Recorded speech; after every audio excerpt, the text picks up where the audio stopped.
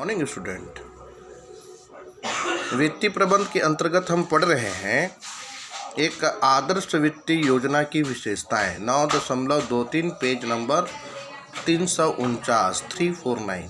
ठीक है, देखिएगा एक श्रेष्ठ या आदर्श वित्तीय योजना में किन किन बातों का समावेश होना चाहिए, इस पर हम चर्चा करते हैं। सबसे पहले आता है मितव्ययिता। मितव्ययिता का अर्थ होता है कम खर्चीली। तो हम एक ऐसी आदर्श वित्तीय योजना का निर्माण करें जिसमें खर्च भी क्या हो, कम हो। उपक्रम की वित्तीय योजना इस प्रकार की होनी चाहिए कि पूंजी प्राप्त करने तथा अंशों व ऋण पत्रों के निर्गमन पर यथासंभव कम व्यय हो। दूसरी बात है सरलता। वित्तीय योजना सरल होना चाहिए तथा उसमें प्रत्येक बात को सुस्पष्ट कर देना चाहिए। सिंपलिसिटी, बिल्कुल सरल। तीसरी चीज़ है उद्देश्यों के अनुरूप। जो भी हम वित्त योजना तैयार कर रहे हैं वो क्या होनी चाहिए, उद्देश्यों के अनुरूप होनी चाहिए ताकि वह उपक्रम के विकास में सहायक हो। चौथा है दूरदर्शिता, यानी वित्तीय नियोजन में केवल तत्कालिक आवश्यकता को ध्यान में रखा जाना चाहिए, अपितु भावी वित्तीय आवश्यकताओं का भी पूर्वानुमान लगाकर एक व्यापक योजना बनाई जानी चाहिए और सभी प्रकार के स्थायी अस्थायी व्ययों को ध्यान में रखना चाहिए, चाहे स्थायी हो या अस्थायी हो, है ना। चाहे भूत हो, वर्तमान हो, भविष्य हो, सबका उसमें समावेश होना चाहिए आदर्श वित्त योजना में, यानी दूरदर्शिता होनी चाहिए। पांचवा चीज़ है पूंजी का अनुकूलतम उपयोग। देखिएगा उपक्रम की पूंजी ना तो आवश्यकता से अधिक हो और ना ही कम होनी चाहिए। ऐसे में क्या हो सकता है, अभी आगे जा कर के पढ़ेंगे, अति पूंजीकरण अल्प पूंजीकरण की संभावनाएं बढ़ जाएगी, है ना।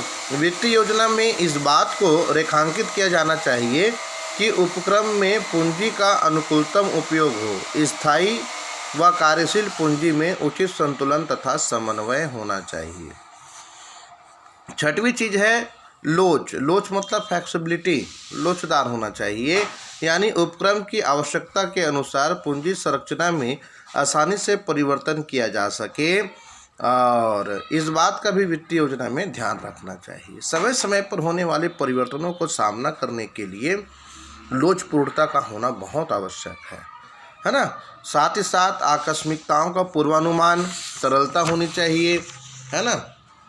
सरकारी नियमों का परिपालन होना चाहिए, मुद्रा बाजार की स्थिति का ज्ञान होना चाहिए, तभी वो कहीं जा करके क्या कहलाएगा, है ना, एक आदर्श वित्तीय योजना। उसके बाद आ जाता है पूंजीकरण, जिसको अंग्रेजी में कहते हैं कैपिटलाइजेशन, है ना। तो देखिएगा 9.23 ए पूंजीकरण का अर्थ क्या होता है, यानी पूंजीकरण को कितने भागों में बांटते हैं और पूंजीकरण कितनी व्यापक होती है, इस पर हम चर्चा करेंगे। व्यापक अर्थ में अगर इस बात पर हम चर्चा करें तो व्यापक अर्थ में पूंजीकरण का आशय वित्तीय नियोजन से है, जिसमें पूंजी की मात्रा तथा इसका ढांचे दोनों ही सम्मिलित हैं। इसमें एकत्रित की जाने वाली पूंजी की धनराशि वे प्रतिभूतियां जिनके माध्यम से यह प्राप्त की जाती है तथा प्रत्येक प्रतिभूतियों की विभिन्न श्रेणियों का पारस्परिक अनुपात एवं पूंजी का प्रबंध शामिल है। अर्थात कह सकते हैं कि पूंजीकरण के अंतर्गत पूंजी की मात्रा यानी क्वालिटी तथा किस्म दोनों पहलुओं पर निर्णय लिया जाता है।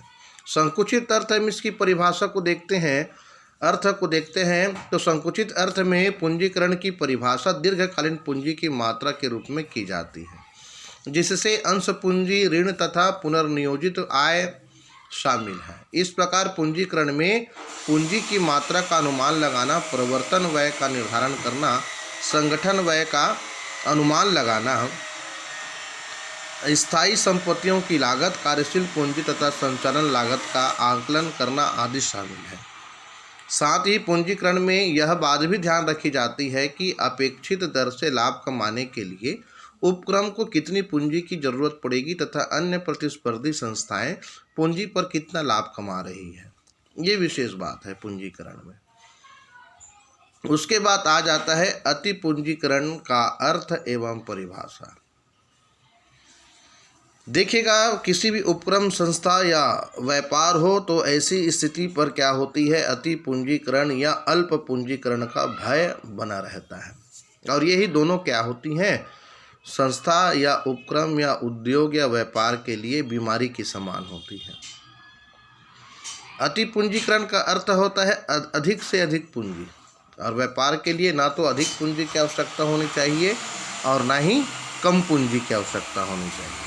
देखिएगा, अति पूंजीकरण उस दशा को कहा जाता है जबकि कंपनी की अर्जन क्षमता कम हो और उसमें आवश्यकता से अधिक पूंजी लगा दी गई है। दूसरे शब्दों में जो अंश निर्गमित किए गए हैं उनकी राशि वास्तविकता आवश्यकता से अधिक है, फलस्वरूप लाभांश की दर इतनी कम हो जाती है कि बाजार में अंशों का मूल्य गिर जाता है, तो इसे अति पूंजीकरण कहते हैं। गेस्टनबर्ग के अनुसार देखें तो एक उद्योग अति पूंजीकरण से उस समय ग्रस्त हो जाता है जबकि उसकी आय निर्गमित अंशों पर समुचित दर से लाभांश बांटने के लिए पर्याप्त हो या प्रतिभूतियों को दे मूल्य संपत्तियों के चालू मूल्य से अधिक हो, है ना। तो इस प्रकार से हम कह सकते हैं, है ना, कि ये अति पूंजीकरण है।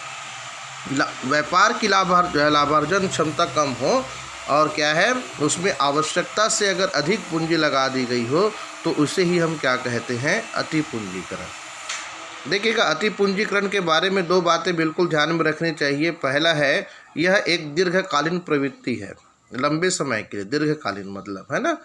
और एक कंपनी को तभी अति पूंजीकरण से ग्रस्त समझा जाएगा जब वह निरंतर चालू प्रतिफल देने में असमर्थ रहती है। दूसरी चीज़ यह है कि अति पूंजीकरण का अर्थ पूंजी की आवश्यकता हो। यदि कंपनी की कमाई गुप्त कोषों के कारण अपर्याप्त है तो अति पूंजीकरण की स्थिति बनती है। ठीक है, तो ये क्या हो गया, अति पूंजीकरण का अर्थ और परिभाषा।